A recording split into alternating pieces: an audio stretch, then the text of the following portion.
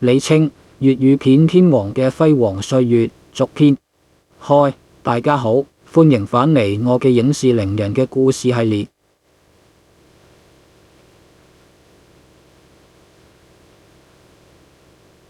在南下香港成為粵語片四大小生之一，仲分享咗佢早期嘅經典作品同生活趣事。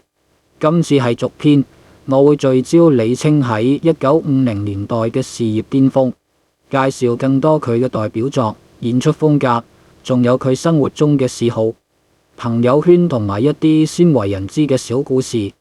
因為李菁嘅故事實在太豐富，2500字又未必講得晒，所以我會集中講佢喺中聯影業時期嘅成就，同埋佢同圈中好友嘅相處點滴。準備好未？一齊再走入李菁嘅傳奇人生。事業巔峰，中聯影業嘅黃金時代。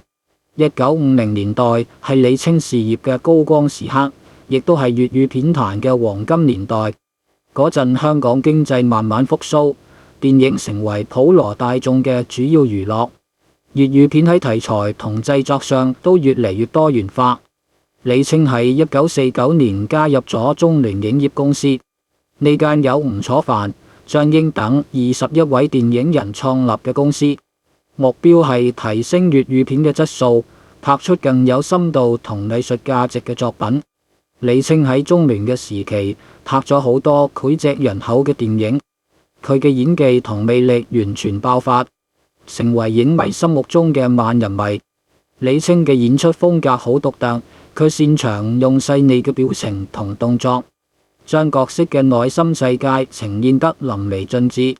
無論係演痴情男子、落難公子定係正義英雄，佢總能俾角色注入一種真摯嘅情感，令觀眾睇到又感動又投入。佢同中聯嘅其他巨星，例如白燕、黃萬里、紫羅蓮等合作無間，拍出咗好多經典作品，幫粵語片奠定咗一個新嘅藝術高度。著名演出作品同影片內容，今次我哋揀幾部李菁喺1950年代嘅代表作同大家分享。呢啲作品唔單止展示咗佢嘅演技，仲反映咗當時香港社會嘅面貌同價值觀。一、雷雨1950，呢部係中聯影業嘅經典之作，改編自曹禺嘅同名話劇，係一出充滿悲劇色彩嘅家庭倫理片。故事講述一個封建家庭內部嘅愛恨糾葛同人性掙扎。李菁飾演大少爺周平，一個外表斯文但內心複雜嘅角色。周平同後母樊姨、紫羅蓮式之間嘅禁忌之戀，係全片嘅核心衝突。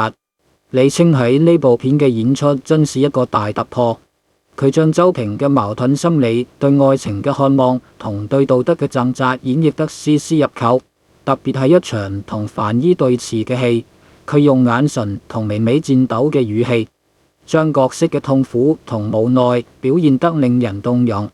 呢部片唔單止係中聯嘅代表作，仲係粵語片史上嘅里程碑，俾好多影評人讚為文藝片嘅經典。二、搶新娘1952，呢部係一出輕鬆嘅愛情喜劇，展示咗李菁喺喜劇方面嘅天分。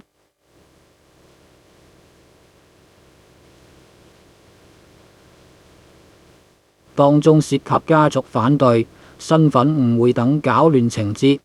李菁喺片中飾演一個傻乎乎但心地善良嘅青年，佢嘅搞笑演出同白燕嘅活潑對手戲，俾全片增添咗好多笑料。有一場戲，佢唔小心跌入水塘，仲要扮鎮定同女主角講笑，結果引來全場觀眾捧腹大笑。呢部片證明咗李菁唔單止擅長文藝片，喺喜劇中都一樣有魅力。三、慈母淚1953，呢部係一出催淚嘅倫理片，講述一個母親黃萬里式為家庭犧牲嘅故事。李菁飾演母親嘅長子，一個因為環境所逼而誤入歧途嘅青年。佢喺片中嘅演出充滿層次感，由前期嘅叛逆到後期嘅悔悟，每一個階段都演得真摯動人。特別係一場同母親重逢嘅戲，佢跪喺母親面前痛哭，喊到連觀眾都跟住喊。呢部片喺當時好受歡迎，因為佢觸動咗好多戰後香港人嘅家庭情感，俾觀眾感受到親情嘅可貴。4. 家家戶戶1954，呢部片係中聯嘅另一經典，講述一個大家庭喺戰後香港嘅生活點滴，反映咗當時社會嘅變遷同人情味。李菁飾演一個事業心重但忽略家庭嘅二哥，佢同其他兄弟姊妹之間嘅衝突同和解係全片嘅主線。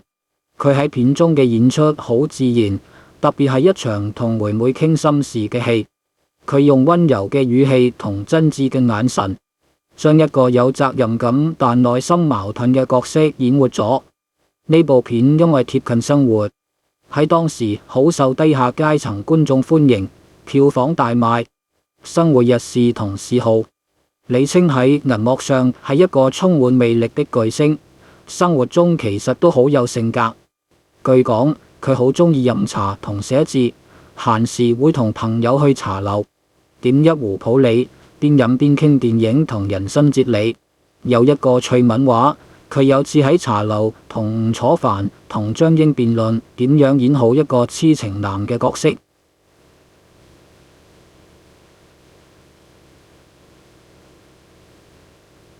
場面好似一個小型電影講座咁。李菁仲有一個嗜好係寫書法，佢話寫字可以靜心，幫佢喺繁忙嘅拍片生活中找到平衡。據圈中好友講，佢有時會喺片場寫一啲小詩或者書法，送俾同事同朋友，當作一份特別嘅禮物。有一次，佢送咗一幅字俾紫羅蓮，想寫心靜如水，仲喺旁邊寫咗一句：同你演雷雨真是一個挑戰。紫羅蓮收到後笑到唔停，話李菁真是一個文藝到骨子裏嘅人。佢同圈中好友嘅相處都好有趣。喺中聯時期，佢同吳楚帆、張瑛同白燕經常一齊聚會，佢哋會一齊研究劇本，仲會互相串對方嘅演出。有一回，張瑛笑李菁喺搶新娘嘅搞笑演出太誇張，李菁即刻回敬話：你嘅豪氣演法，我真係學唔嚟。呢啲小互動，見到佢哋之間嘅友情真摯又有趣。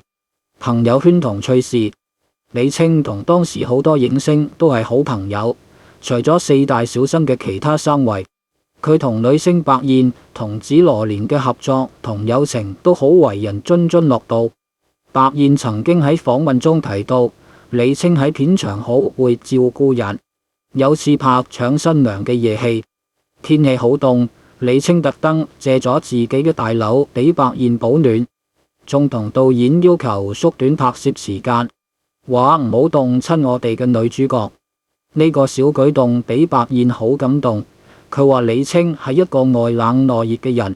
仲有一個趣事，話說李菁有次喺片場唔小心撞翻咗道具着，結果一堆道具跌晒落地下，導演同工作人員都笑到停唔落。佢唔單止冇尷尬，仲即興同大家開玩笑，哇！呢場亂局係咪可以加到劇情入面啊？結果導演真係靈機一動，將呢個意外改編成一個搞笑場面，俾電影增添咗一份自然嘅趣味。近況同總結：李菁喺2000年7月14號離世，享年88歲。佢晚年淡出影壇，過住平靜嘅生活，但佢喺粵語片壇嘅影響力從未減退。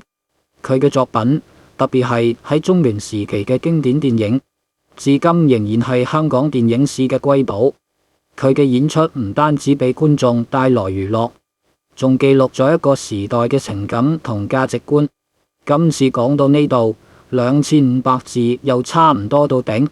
李菁嘅故事仲有好多未講完，例如佢同其他女星嘅合作細節，佢喺1960年代嘅轉型演出，仲有更多關於佢晚年嘅生活點滴。下一集我會深入講述佢喺1960年代嘅作品，例如《可憐天下父母心》，同埋佢同後輩演員嘅互動故事。如果大家有咩想知更多嘅內容，記得留言話我知。多謝大家收聽。鍾意呢個系列嘅話，記得 like 同 subscribe，俾我哋一齊繼續探索李清同其他影視名人嘅精彩故事。下次見啦！